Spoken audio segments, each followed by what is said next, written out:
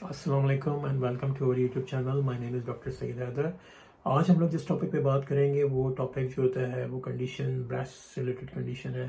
जैसे आपको पता है कि हमारी सीरीज़ चल रही है जो कि ब्रेस्ट से रिलेटेड डिसऑर्डर्स होते हैं उनके बारे में है। इससे पहले जो हमने वीडियो की थी वो मैस्टैल्जिया के बारे में थी जो कि साइक्लिकल और नॉन साइक्लिकल होता है, और उसके बाद इंटररेक्टल पेपिलोमा के बारे में होती जो कि एक तरह से ब्रेस्ट की जो डक्ट्स होती हैं उनका एक नॉर्मल ग्रोथ होती है उनके अंदर, और जो प्रेजेंट करता है ब्लडी डिस्चार्ज के साथ। ये वीडियो हमारी है फाइब्रोएडिनोमा के साथ। फाइब्रोएडिनोमा जो होता है बिनाइन कंडीशन है। बिनाइन से मतलब ये कि ये कोई ना कोई कैंसर है ना कोई मतलब कोई कैंसरस कंडीशन नहीं है, बिनाइन कंडीशन है। ठीक है, ज़्यादातर कॉमन होता है यंग एडोलेसेंट एज ग्रुप की जो फीमेल है उनके उनके अंदर बहुत ज़्यादा कॉमन होता है, और उसके अंदर आपको जो कह लें कि ग्रोथ मिलती है, जो फाइब्रोएडिनोमा जिस तरह से कह लें कि बिनाइन ट्यूमर है जो कि मिलता है, उसका साइज़ जो होता है वो यूजली पेनफुल नहीं होता। सही, आपको महसूस होगा कि लंप है ब्रेस्ट के ऊपर, लेकिन जब आप उसको फील करेंगे तो आपको पेन नहीं महसूस होगी उनके अंदर, और वो कि काफ़ी मोबाइल होगा। मतलब इस तरह से मोबाइल होगा कि अगर आप उसको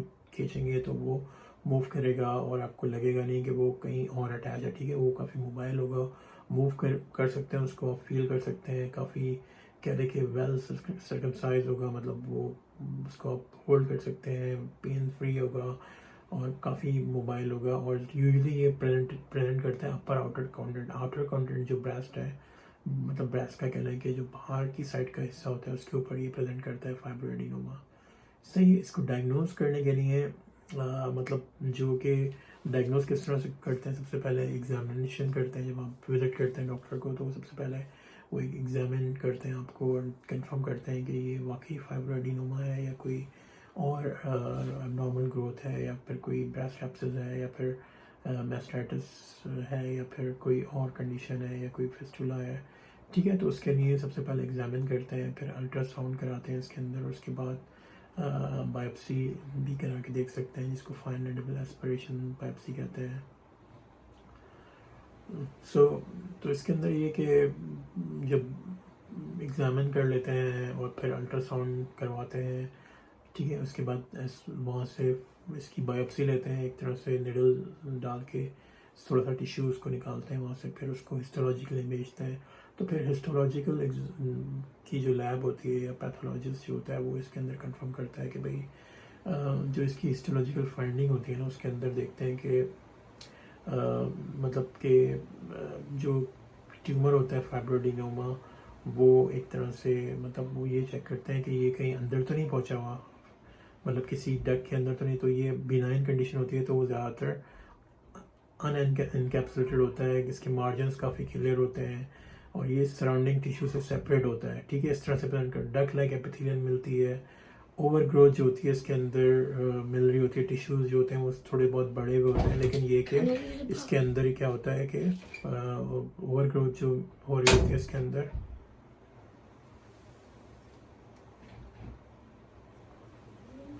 ठीक है, इसके अंदर जो ओवर ग्रोथ हो रही होती है डक लाइक एपिथेलियम मिल रही होती है, फाइब्रस ब्रिजिंग मिल रही होती है उसकी हिस्टोलॉजी के अंदर, और ये कि सेल्स की एक्टिविटी थोड़ी सी बड़ी भी मिलती है, मतलब सेल बड़े होते हैं।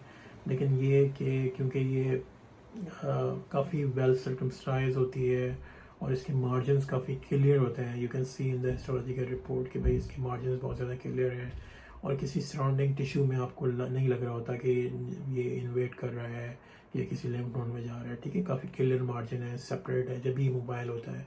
ठीक है, इसकी काफ़ी और एपिथेलियम जो होते हैं एक तरह से उसके अंदर क्या मिलती है, फाइब्रस ब्रिजिंग मिल रही होती है, और इसमें खाली जो फाइब्रस उनकी ग्लैंडुलर टिश्यू होती हैं उनकी ओवर ग्रोथ हो रही होती है, और थोड़ी बहुत सेलुलर हाइपर एक्टिविटी मिल रही होती है, स्ट्रोमल सेलुलरिटी मिल रही होती है, जिससे पता चलता है कि ये बिनाइन कंडीशन है। ठीक है, ये कोई मलिग्नेंट कंडीशन नहीं है।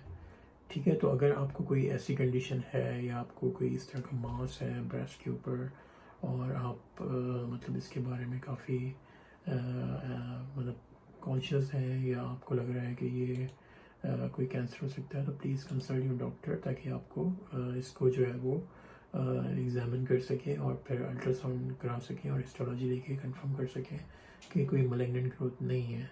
ठीक है, और इसके साथ साथ ये कि अगर इसमें जो मतलब बिनाइन कंडीशंस खाली इस वजह से होती है कि उनकी जो सर्कमसाइज जो मार्जिन होते हैं काफ़ी वेल सर्कमसाइज होते हैं और अनइनकैप्सुलेटेड होते हैं और मार्जिन काफ़ी क्लियर होते हैं, सही है।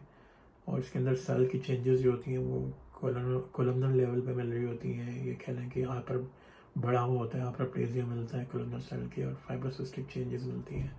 ये सारी चेंजेस जो होती हैं वो बिनाइन चेंजेस है, सही, मैलिग्नेंट नहीं होती, ठीक है। और इसके साथ साथ ये कि मतलब जब आप मैमोग्राम करवाते हैं तो उसके अंदर भी जो होती हैं ये सारी बिनाइन, पता चलता है कि उसके थ्रू के यार कोई मैलिग्नेंट तो नहीं है, ठीक है। तो thank you so much for watching this video. इंशाल्लाह एक और वीडियो में मुलाकात होती है। अल्लाह हाफ़िज़।